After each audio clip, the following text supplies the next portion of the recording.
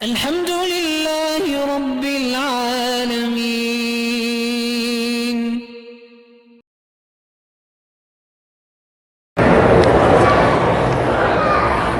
اگر بندوق سے شکار کرنا صحیح ہے لیکن اگر اس سے وہ پرندہ مر جائے تو آپ کھا نہیں سکتے، کیونکہ تیر مارنا الگ چیز ہے، بندوق مارنا الگ چیز۔ بندوق دھکا مارتی ہے جانور کو، تیر اندر سے نکل جاتا ہے، اس لیے تیر والا جانور تو حلال میں ہوگا، یہ بندوق والا نہیں ہوگا۔ ہاں زندہ تھا، جا کے ذبح کر دیا، ٹھیک ہے۔ حج اکبر کس کو کہتے ہیں؟ ہر حج اکبر ہے، یوم الحج الاکبر، 10ویں کا دن۔ یہ جو لوگوں نے بنا رکھا ہے کہ جمعہ کے دن حج ہو، وہ تو ہوگا اکبر، اگر خمیس ہو تو ہوگا اصغر، چھوٹا سا حج ہوگا۔ یہ گھڑل تو مسئلہ ہے، اس کا کوئی تعلق نہیں اسلام سے۔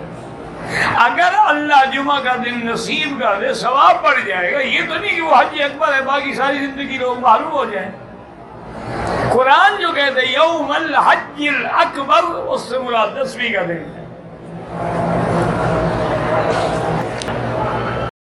چندہ لینا اور چندہ دینا بالکل جائز ہے، حضور پاک نے چندہ کیا، حضور صلی اللہ علیہ وسلم نے غزوہ تبوک کے موقع پر تمام صحابہ سے چندہ کیا۔ چندہ کرنا حرام نہیں ہے، کر کے کھا جانا حرام ہے۔ یاد رکھو، چندہ کرنا مسجد کے لیے، مدرسے کے لیے، کسی خیر کے کام کے لیے، وہ تو حرام نہیں، سنت ہے، لیکن چندہ کر کے خود کھا جاؤ تو یہ حرام ہے۔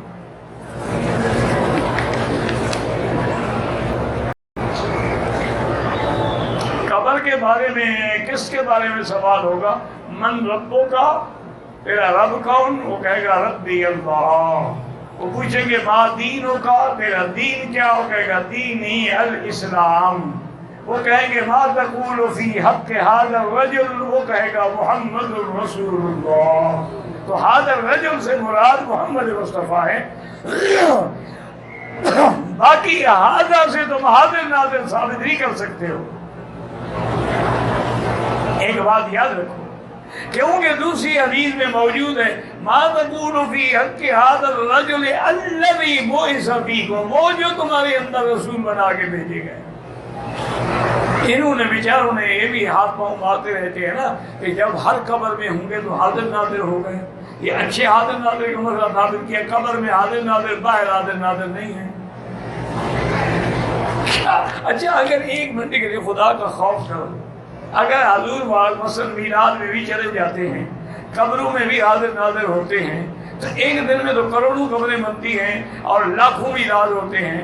یوں تو حضور تو ادھر تشریف لے گئے، تو جو لوگ مدینہ شریف جا کے صلاۃ السلام پڑھ رہے ہیں، کس میں پڑھ رہے ہیں؟ خدا کا خوف کرو، اور کیا خدا کو جواب دو گے؟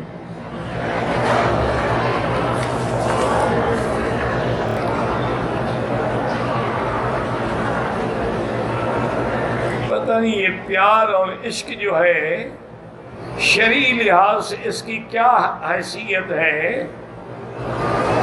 آپس میں ملتے ہیں، پاتے ہیں، ناجائز تعلق۔ بہرحال یہ پیار اور عشق جو ہے اگر اللہ کے رسول سے ہو تو پھر تو ٹھیک ہے، اگر لوگوں سے ہو تو پھر وہ حرام ہے۔ اصل عشق تو اس سے کرو نا جس نے ہمیشہ رہنا ہے، جس نے چلا جانا ہے، اس سے عشق کرنے کا کیا فائدہ؟ ہو تو خود فنا ہو جائے گا۔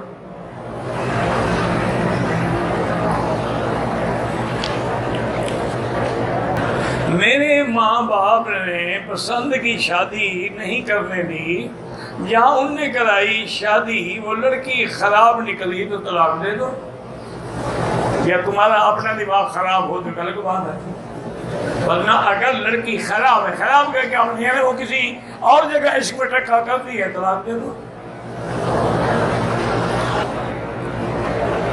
ہماری قوم برادری سائے ہے، جو انتقال کرتا ہے تو 10 20 یا 30 یا 40 سے کرتے ہیں، اس میں پتہ نہیں پیاز میں گھی چاول تقسیم کرتے ہیں تو ایک لقمہ بھی مطلب، یہ تو خالص حرام ہے میرا بھائی۔ 40واں کرنا یا 3 دن کے بعد کل شریف اور 7 جمعراتیں شریف، یہ شریعت کا مسئلہ نہیں ہے، مولوی کے پیٹ کا مسئلہ ہے۔ مولوی کو تم نے کبھی کھانا کھلایا ہے، کبھی دعوت دی ہے؟ تو اس نے بھی بنا لیا ہے کہ انشاءاللہ 30ویں دن میں کل شریف، 7 جمعراتیں اور 40واں، اتنے میں کوئی اور بھی مر جائے گا، اس کا کھانا چلتا ہے حرام۔